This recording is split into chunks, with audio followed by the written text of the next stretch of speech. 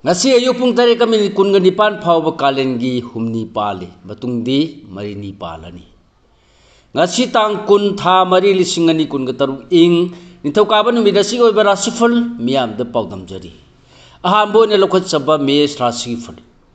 yena ba sauna ba madi hoya phabana mangjabana henba numini ngang sakpati mina taning ba yekna ba hanthaba mafam phangbadi legani lecha pakhang yoinam ningma mapa sa khiroi thoni polam lei higo brisra singful harau bunungai ba yena ba mai pakpa lai guru na su san bi bunumini losing lan tan singani nangna ba dagidi seksilu lecha pakhang yoina ningjaba thungani thoni polam lei higo mithuna singful nangna bagi wata ba kana jagani naitong wa tuppa kairoi amadi sangsin khrabadi handuk lanu hanthaba loina badi mang bane hengani lecha pakhang yoina sa chawrunu kanaroi thoni polam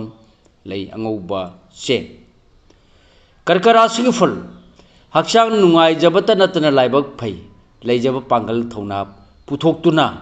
hona jabagi afaba mahi phangjagani matam manghalanu lecha pakhang yoina mai paksagani thoni polam lei angouba mathangda lokhasaba singara singful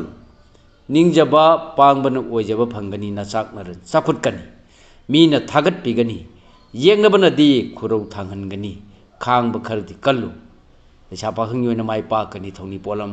lei higo kanyara singful pau nungai batagani miyam loinaba su nungai jaba amadi kanaba numini loksingdi phudokpa wai ahalgi poktak lo lecha pakhang yoina laibak phagani thoni polam lei angouba sango tulara singful nolongna amadi rang pudana chachagadaba numini thajadana napalna imung manungda phawba kaina hangani matang sabada thaunadi phudo